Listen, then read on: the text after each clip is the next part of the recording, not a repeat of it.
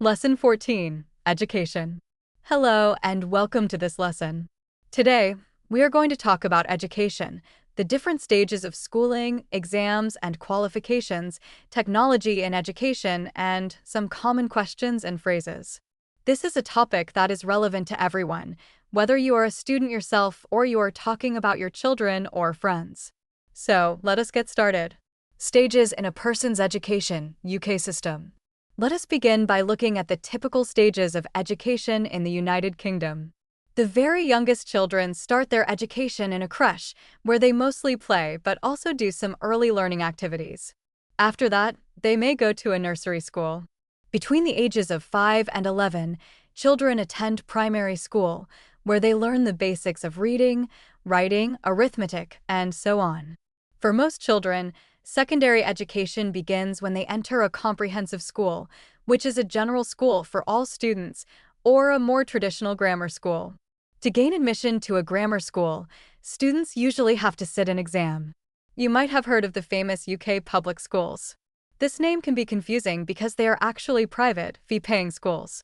Between the ages of 11 and 18, young people take a wide range of subjects in arts, sciences, and technical areas. In the UK, pupils can leave school at the age of 16, although many choose to remain in full-time education until 18. In fact, in England it is compulsory, which means they must do it, for young people to continue with some form of education or training until they are 18, even if they also have a job. From 16 to 18, young people may study at secondary school or at a sixth form college. After that, they may go on to higher education, which means university or college. Exams and qualifications. Now, let us talk about exams and qualifications. When you take an exam, you can say you take, do, or sit an exam. If you do badly the first time, you might resit it, which means take it again. In UK schools and sixth form colleges, students have to take formal end-of-year exams every year. At 18, a lot of students sit their university entrance exams, which are commonly referred to as A-levels. Students are usually given marks, for example, 75%, or grades, for example, A, B+, or C. If you pass and do well, you get a high grade. If you fail, you do not get the minimum grade. And if you skip classes, which means miss them deliberately, you will probably do badly in the exam. Technology in education. These days, technology plays a big role in education.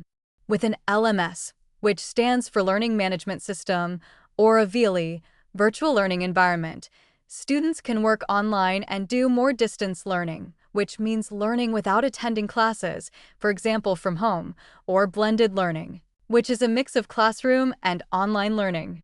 Teachers can monitor students' activities and progress, and remember, progress is uncountable. Students can choose courses or modules, which are individual parts of a course. They can submit work, write blogs, access wikis, and leave voice messages.